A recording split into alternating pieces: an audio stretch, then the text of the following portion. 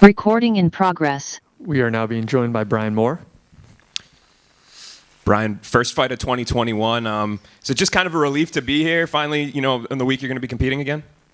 Yeah, with everything that's been going on in the world, it's great to be here on fight week, ready and raring to go. But this is my second trip back to the States, and even though I'm on a win streak at the minute, I feel like there's redemption here for myself, because the last time I came stateside, everything was going so smooth.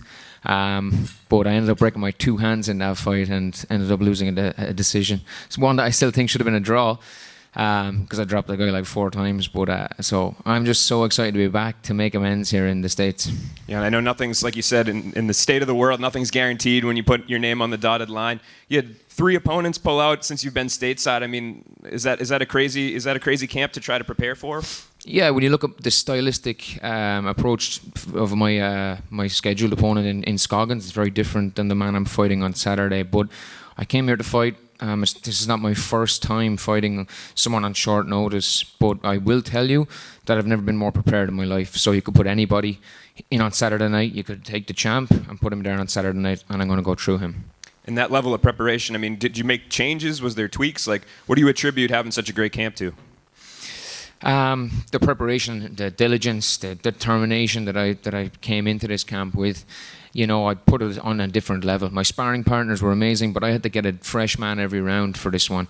They could not keep up with what I brought. That's no disrespect or anything that way, but I just feel like I've hit a different level. So like I said, it doesn't matter here on Saturday night. It's Brian Moore that's performing, and other than that, I don't really care. Hey Brian, I was wondering, how does that long trip across the ocean affect your fight week routine? Because they tend to schedule you obviously in Europe. So what is it like being so far from home and doing everything that's involved for a fight? I don't mind it. I just try to take everything, minute by minute. I kind of try to enjoy the process. You know, I've got a very busy and extremely lucky, grateful life, but it's 24/7, go, go, go. So it was nice to look at 2 movies on the flight on the way over, that kind of way. But the only thing that affected my preparations I got here is, as I landed in the hotel, I found out that my opponent had pulled out. So, then I just start kind of trying to get a fight sorted. But once that was done, then I was sleeping nice and good food, and also we're all good. What movies did you watch on the flight? I watched Talladega Nights, which I haven't seen in a long time, but it's a classic. It's so good. I forgot how good it was. And I actually watched a Tiger Woods documentary too. I like my golf. There you go, Ricky Bobby.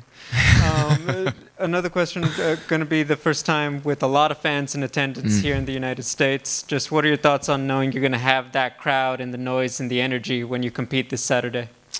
I cannot wait. I absolutely cannot wait. My last fight was a beautiful knockout, but it took me a little while to get going. The fans in attendance will have me coming out straight off the bat. I know that. I always get amped up with fights, with fans in attendance. I started this sport at 21 years of age, so I was a fan first. So it's important for me that fans love my fights, and they do. So I always get cheered on my way in, but I always get double that noise on the way out. Finally, you have Jordan Winsky now. From what you've seen in the short time, just what are your thoughts on his game and what he brings as an opponent? Jordan is well-rounded. He comes in with a good record, has beaten good guys. I shook his hand earlier on. I said, you have my respect for stepping on a short notice. It's not for everybody. I've done it plenty of times myself. But I said, we're going to go at it on Saturday night nonetheless. But I respect the man. I think he has a good skill set, and I'm excited to put my skill set against his. Going to change the subject a little bit here. I've been asking all the fighters about the big sports news right now is about Simone Biles withdrawing from the Olympics due to mental health issues. I'm curious if you know about that and if you've ever experienced that, or what you think as a professional athlete withdrawing from competition, especially something as big as the Olympics, due to mental health issues. Yeah, it's an absolute... It's a shame, but it's also a pandemic in itself, mental health issues, you know what I mean? And I think it's something that should be looked at a lot closer, not just in sports, but in every sector. But as competitors, we I suppose we can try and put on a brave face, but often it's not the truth, you know what I mean? And I think everybody, to a certain extent, will struggle, and I suppose just by opening up and being honest, it will help a long way. Thank you. Brian, you mentioned earlier breaking both of your hands. How does that affect your approach and your focus coming into this fight? My boxing has become so much neater, as you'll see, as you've noticed. I'm far more accurate, but I've got more power than all these guys. But the reason being is when you're casted up for 4 months at a time, and then I was casted up again after re-breaking, you know, you put a lot of attention into the accuracy of your shots, and that's why I'm dropping these guys so often. While before I was swinging, you know what I mean? But now it's a lot more accurate, and you know, the preparation that I put in is always so focused. And you know, I wanted to make sure that never happens again. So I became as neat and as efficient a striker as I possibly could be.